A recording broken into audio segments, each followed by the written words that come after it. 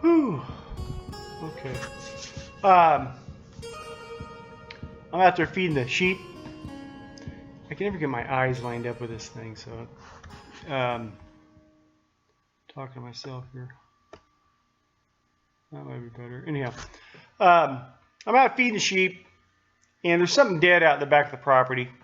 There's always something dead out there, but there's vultures circling around, and they're down on the ground picking this thing clean. Turkey vultures, big black wings, huge wingspan. They got these red heads and no hair, and real ugly. But they sure clean up the dead quick. We get tons of these things out here.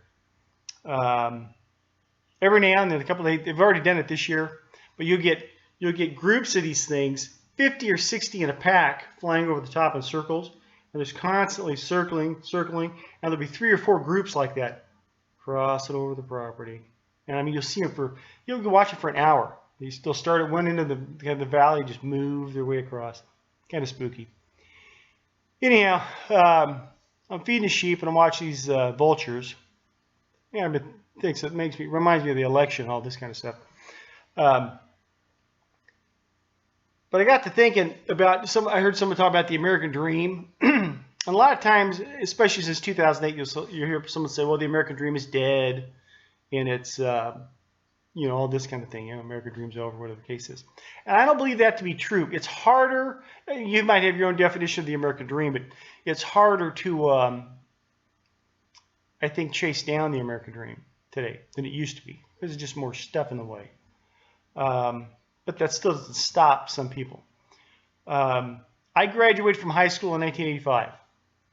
And one thing I noticed, and I'm just speaking for myself and the people that I knew then. I'm not speaking for everybody from 1980s. But the attitude we had then was many of us, at least the people I ran around with, they wanted to go to college. And the reason they wanted to go to college was for wealth. Okay, there was no community thing behind it or nothing like that. They wanted to go to college. They wanted to be this rich doctor, attorney, lawyer, whatever the case is, so they can get the BMW, get the house on the coast, live that kind of lifestyle, and it was wealth. There's nothing wrong with that. I'm just saying that was our attitude then. There was no. I'm not saying it was the best attitude. Just tell you what the attitude was then compared to what I think is going on now. But we wanted wealth, prosperity, and we knew. I think instinctively, it wasn't because anyone told us, well, you need to go to college, or you need to pick up a certain trade. The trades didn't do so well back then as far as everyone wanted to go to college. You didn't think you're going to be ditch diggers back then didn't drive BMWs. But it was the focus was college and that kind of thing. You needed education in order to get that wealth. And so most kids, that's what they strived for. That was what they were trying to do. But the attitude then was that you had to do something. You had to go get that education, or you had to go to college, or you had to do something in and of yourself to get from here to there to reach that goal. That American dream that we thought of then, and getting that wealth. You want that car, you want that house on the coast, whatever your dream is. But it was all about you. It was something you had to do. You had to get off your butt and do it. Okay? But that was we had no idea that. I mean, yeah, college was expensive, not as much as it is now, but it was expensive. Some kids got scholarships, but we didn't bitch about the price. It was like, well, college is expensive. That's just the way it is. And this kind of thing. Yeah, there's student loans and all that stuff, whatever the case is. But you just accepted it. Okay, these are the roadblocks I'm going to have to endure to reach this goal of mine. You knew it was something in you that you had to do. You had to cross that line. Okay, no one was going to come and drag you across it, hold your hand, or do it for you. No one was going to all of a sudden take the roadblocks out of the way. Well, we'll just get the roadblocks out of your way. That was not even our attitude. We didn't even thought it. We just thought these are the roadblocks. That's what you had to do. You had to achieve these things in order to get to chase this American dream. And I'm not saying that you had to go to college. It's just the attitude we had. We thought, okay, this is what you had to do. But we knew there was a market out there, depending on whatever, once you left high school, we knew that there was a market out there for the taking. Okay? There was something, some way, something that you were going to do that you were going to be successful at, be paid lots of money so you could live this fantasy lifestyle that was our goal. You know, got to have that BMW and all this kind of stuff. And so we were going to take that market and just squeeze everything we could out of it. That was the attitude. Well, somehow, some way, we're going to get in there and, you know, we're going to build the empire. We do what we got to do, and because we're going to get that thing. And you want to, maybe it was just greed, kind of a greedy attitude, whatever the case is. But, and not necessarily promoting all of this attitude. I don't think it was all bad or all good, but it was self-driven. You had to, it was an independent thing. It was something you were going to have to do on your own. Now, if you got support from your family, whatever, hey, that's great, but you still had to go do something. Nothing was going to be done for you. We weren't taking roadblocks out of your way. They weren't changing this, changing that to make it easier for you. You had to do something. Okay, I always go back to the movie Wall Street. Gordon Gekko. That's an 80s attitude.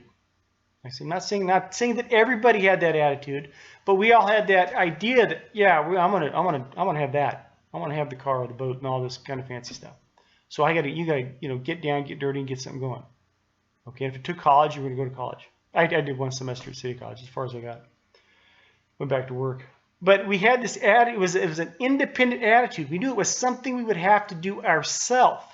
We had to change, or we had to make sacrifice to reach certain goals. Now, not everyone did. Some people, well, I got this far. You know, I didn't go to college. You know, other than that semester, I found something else. And that was okay. No problem. My deal. I did it. I put myself where I am. Okay. Today, and in that attitude that we had, you could chase down the American dream. Okay. And like I said, it's probably a little easier back then, fewer, I call it regulations. But anyhow, today, I don't see that attitude. I don't think that the American dream isn't out there, but you don't have people with that American dreamer attitude. Okay, I'm sure it's a lot tougher today. But we had an attitude that fit that. These people today, a lot of these kids I see and I talk to at my business,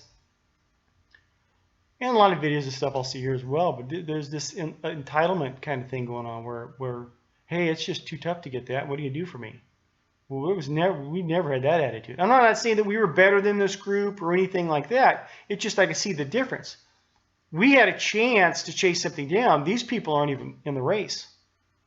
I'm not speaking for everyone, but you get the idea. You get people this entitlement attitude that, hey, what are you going to do for me? And they're blaming corporate. Hey, there's always been a bad corporate. Let me give you the big PSA here. There's always been a corporate structure. There's always been, you know, that's life. Okay, there's something killed something out there, something bigger and badder than the little thing killed it, and now it's being picked apart. That's life. So I mean, that's, you know, there's always going to be that stuff. But I see so many excuses in these people that have this entitlement attitude that somehow this market, we drove into that market to rip it to shreds and get what we could out of it. These people are waiting for the market to do something for them. Well, that ain't gonna happen. That's not how life works. You know, whether you have to go to school nowadays, I don't see the advantage of getting a college education. You need to pick up a trade, because a trade, I'll just say that, I think you need to pick up a trade. When I came out of school, nobody was going into trades. Some people ended up there, but that was not, no, you don't want to go be a working man. Let's get that college education to make that big blue collar or white collar money. You know, and that was most of that's just a fantasy anyway. But, you know, I always think of Gordon Gekko. That was so much the 80s. Whereas it was at least in greed. If it was greed that drove us, it drove us. You know, we self-imposed. You're ready to do something. Greed doesn't sit there and wait for something to happen for them. Okay, so I'm not promoting greed, but you kind of get the idea. You know, I see an attitude today in a lot of people, young and old, entitlement. What do you do for me? Which back then, we were going to make it. It was just you know, you had challenges, but you just anticipate. You expected you were going to have challenges. You never just stopped saying, why can't I go any further? What are they going to do for me? You just had to figure out a way. But the American dream is still out there. But you got to be an American dreamer. You got to have the attitude that you know, you'd be that heat-seeking missile. I mean, that's what the American dream is. It's out there, but you sitting around hoping things were different ain't gonna cut it. Anyhow, I'm just rambling. I'm sure I'll piss off somebody with this, but anyhow, love you. God bless, and watch your buzzards.